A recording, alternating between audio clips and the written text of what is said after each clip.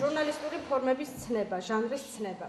ჟანრი ფრანგული სიტყვაა და ნიშნავს ხელოვნების რაიმე დარგის ნაწარმოების სახეობას, რომლისთვისაც დამახასიათებელია ესა თუ ის სტილისტური ნიშნები. ჟურნალისტური პროდუქტის ჟანრული თვისებურება გამომდინარეობს მისი შინაარსიდან, კომპოზიციიდან და სტილიდან. კონკრეტული ჟანრის შერჩევა ავტორს ეხმარება დასახული ამოცანის შესრულებაში.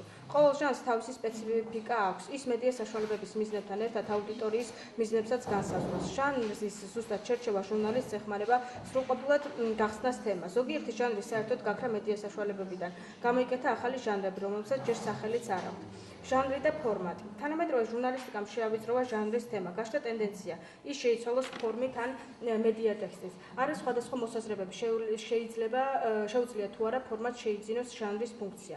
ჟანრი გამოხატავს შემოქმედებითი პროდუქციის სხვადასხვა პროდუქტს. განსაზღვრავს საინფორმაციო პროდუქტის ფორმას და ადგილს კომუნიკაციის პროცესში. ფორმატის გაფართოება გამოიწვია გლობალიზაციამ, თუმცა ჟანრის ცნებას აქტუალურობა დღესაც არ დაუკარგავს. ჟანრი თუ მედია ტექსტი. საყურადღებო კიდევ ერთი ტენდენცია. ტექსტმა შეავიწროვა ჟანრი. ჟურნალისტიკის თეორიებში განიხილება მედია ტექსტი, მაგრამ უარყოფილია ჟანრის თემა. სოციალური მედიის ჩამოყალიბებამ განაპირობა ჟანრების მიმართ ინტერესის დაკარგვა. ახალი მედიის ეპოქაში უკვე ჩვეულებრივი ამბავია ჟანრებს შორის ზღვარის წაშლა. ყოველი ჟურნალისტური ჟანრი დაკავშირებულია რეალობასთან. ყოველ ჟანრს ინფორმაციის დამუშავების გარკვეული მეთოდის შეესაბამება. ჟანრი არის ტექსტის სტრუქტურული ორგანიზება. ყოველ ჟურნალისტიკაში თავისი შესაბამისი ტექსტობრივი ფორმა აქვს. მუშაობის პროცესში ის აგროვებს მრავალფეროვან მასალას. ჟანრის შერჩევაში ჩანს ავტორის ცოდნა. შეიძლება ითქვას, რომ ტექსტი ირჩევს თავისთვის აუცილებელ ჟანრულ ელემენტებს. ჟანრი ტექსტის მნიშვნელოვანი პარამეტრია. ამზადებს აუდიტორია ჟურნალისტის მიერ შემუშავებული პროდუქციის შინაარსის აღსაქმნელად. მედია ტექსტის და ჟანრის ცნება ერთმანეთს არ უპირისპირდება. მედია ტექსტის პარალელურად შეუძლია არსებობა. უძველესი პროფესიის ახალი ისტორია. 21 საუკუნის პირველ დეკადში ინფორმაცია გადამწყვეტ როლს ასრულებს, ხოლო ინფორმირებული ადამიანი ყოველთვის მომგებიან პოზიციაშია. მას უნარი შესწევს გავლენა მოახდინოს მიმდინარე მოვლენებზე. ინფორმაციის წარმოება მოხმარება საზოგადოებრივი ცხოვრების სხვადასხვა სფეროს ეფექტიანი ფუნქციონირების საფუძველია. ამერიკელი ფსიქოლოგის მასლოუს აზრით ადამიანს ინფორმაციისადმი ინტერესი თანდაყოლილი აქვს. იერარქიულ სისტემათაა ჩამოყალიბებული და მას პირამიდული სახით წარმოგვიდგენს.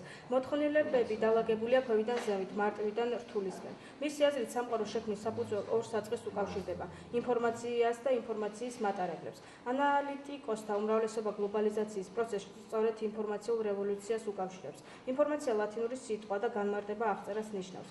ფილოსოფიური კონცეფციის თანახმად ეს არის ბუნების უნარი აითვისოს და ასახოს ბუნებაში მიმდინარე პროცესები. ჟურნალისტური ინფორმაცია აისახება ახალ ამბებში. ამის კიდევ ერთი მაგალითია ორიგინალობა. ჟურნალისტური ინფორმაცია საზოგადოებისთვის სასარგებლო უნდა იყოს. ინფორმაცია არსებობს სხვადასხვა სახის და ერთ-ერთი არის გასართობი ინფორმაცია.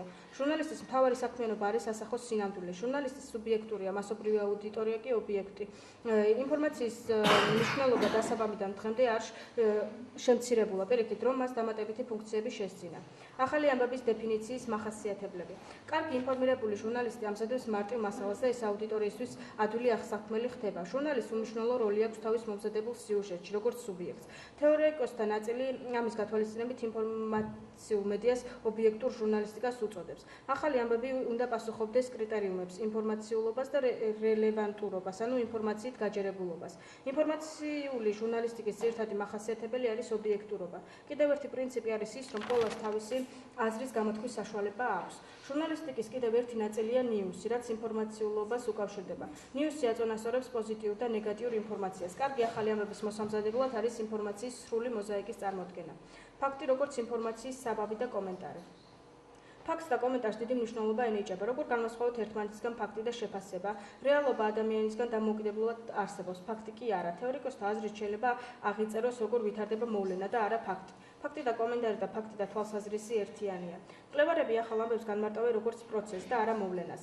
აუცილებელია ჟურნალისტმა არ დაივიწყოს ეთიკის ქცევის კოდექსი. 2007 წელს საქართველოში მიღებული ქცევის კოდექსი ავალდებულებს მაუწყებელს გამიჩნევს ფაქტი და კომენტარი, ანუ ობიექტურად უნდა იყოს გადმოცემული. ახალი ამბების შემქმნელი ნიუსმეიკერი. ნიუსმეიკერები არიან საჯარო პირები ან საზოგადო მოღვაწეები. ნიუსმეიკერი უნდა იყოს პასუხისმგებელი და ინფორმირებული. მას შეწევს უნარი მართოს პროცესი. კარგი ალგო აქვს თანამედროვეობისა და ყოველდღიურობის საზღვარგარეთის მიმართ. უნდა კონდეს უნარი იქიდან მოიპოვოს ინფორმაცია, საიდანაც შეუძლებელია. ინფორმაციული ჟანრების კლასიფიკაცია. ახალი ამბების ჟანრებიდან დღეს პოპულარულია ვიდეო სიუჟეტი, ანუ ინფორმაციული შენიშვნა, რეპორტაჟი და ინტერვიუ. ინფორმაციული შენიშვნა ყველაზე გავრცელებული ჟანრია.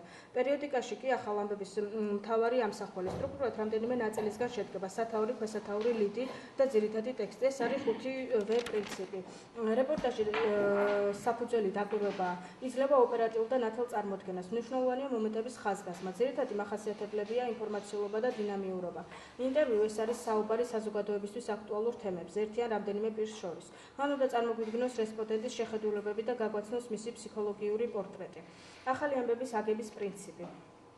ამობრუნებული პირამიდის პრინციპი. მომხდარ ამბავში შესაძლოა დაირღოს თანმიმდევრობის პრინციპი. ესაა კონსტრუქცია, რომელიც ქვედა ნაწილში ვიწროვდება.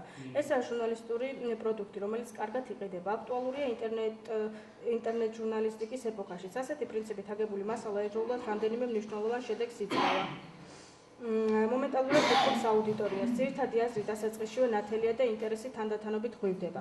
ახალი ამბები 6 კითხვას უნდა პასუხობდეს: ვინ, რა, სად, როდის, როგორ და რატომ. კითხვა რა გვეხმარება შედეგის და მნიშვნელობის გაგებაში, სად და რატომ, როდის გადმოგცემს თემის დედააზრს, როგორ ხაზს უსვამს ხასიათსა და განვითარების სპეციფიკას, ვინ აგვიხსენებს მოვლენის მთავარ გმირს. ძალიან იშვიათად ჩნდება კითხვა რატომ, იმიტომ რომ საუბრობს შედეგებზე და არა მიზეზებზე. ამის გათვალისწინებით ვიღებთ მე-20 საუკუნეში შემუშავებულ პრინციპს ამობრუნებული პირამიდა. ქრონიკაზე მუშაობისას ერთადერთი გზა ეს არ არის. არსებობს მასალის შედგენის სხვა მეთოდები, მაგალითად დასავლური ვარიანტი ლიდი, რაც ნიშნავს აქედანვე. ლიდი ყველა შემთხვევაში უსწრებს წინ ინფორმაციას. ლიდი იზიდავს მკითხველს და თემატურად აწვდის ყველაზე მნიშვნელოვანს. მისი მიზანია მოკლედ ინფორმირება. ინფორმაცია შეიძლება იყოს ეგრეთ წოდებული მძიმე და მსუბუქი. მძიმე მოიცავს ძირითადად შედარებით მნიშვნელოვან ამბებს, ხოლო მსუბუქი შეიძლება შეიცადოს გასართობ ამბებს. არჩევანი დამოკიდებულია თემაზე, მედია საშუალებების სტილსა და ორიენტაციაზე.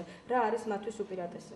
ტოტალურ ქვეყნებში კრძალავენ ინფორმაციის თავისუფლად გავრცელებას, რადგან მიაჩნიათ ტოტალიტარულ ქვეყნებში კრძალავენ ინფორმაციის თავისუფლად გავრცელებას, რადგან მიაჩნიათ, რომ ინფორმირებული ადამიანი შეიძლება ფლობდეს ძალაუფლებასაც, ნათლად დაინახოს, რა ხდება ირგვლივ და საკუთარი აზრი გამოიტანოს. ყველა დემოკრატიულ სახელმწიფოს კონსტიტუციაში ჩაწერილია, რომ ყველა ადამიანს აქვს უფლება იყოს ინფორმირებული და მიიღოს მისთვის სასურველი ინფორმაცია შეზღუდვების გარეშე. თანამედროვე საზოგადოების ყოფაში ინფორმაცია დიდ როლს ასრულებს.